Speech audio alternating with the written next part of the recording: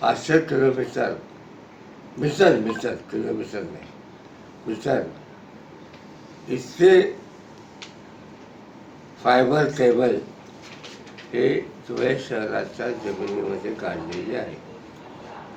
यापैकी फक्त 4050 किलोमीटर केबलच्या यामध्ये धुळे महापालिकेतल्या अधिकाऱ्यांनी एकत्र येऊन जवळजवळ 45 कोटी रुपयाचा फ्रॉड केला आहे.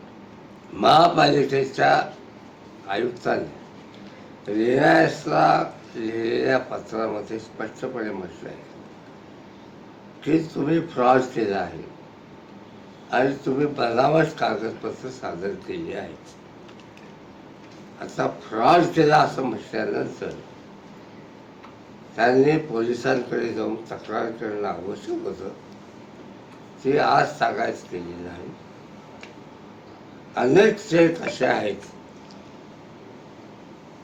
की जे बँकेच्या खात्यातून विड्रॉ झाले पण महापालिकेच्या खात्यात जमा झालेले नाहीत. जे बुकलं आहेत पण पालिकेच्या अकाउंटला जमा नाही. तेव्हा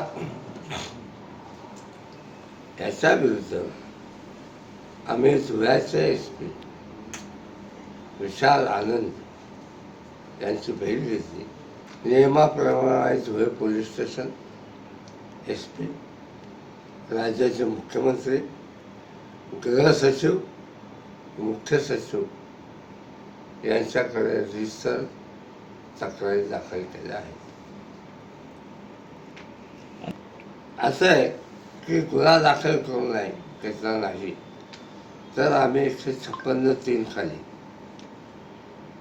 न्यायालयात गुन्हा दाखल करायला विनंती करू आणि याच्याबद्दल क्रिमिनल रिट पिटिशन फाईल करून आम्ही या प्रकरणाच्या चौकशीची माननीय उच्च न्यायालयामध्ये मागणी करू. याच्यामध्ये श्रीमती अमिता जगले पाटील आणि कैलास शिंदे हे प्रथमदर्शनी दिसून आलेले आहे. आरोपी वाढण्याची शक्यता आहे. आता ते पोलिसांचं काम आहे.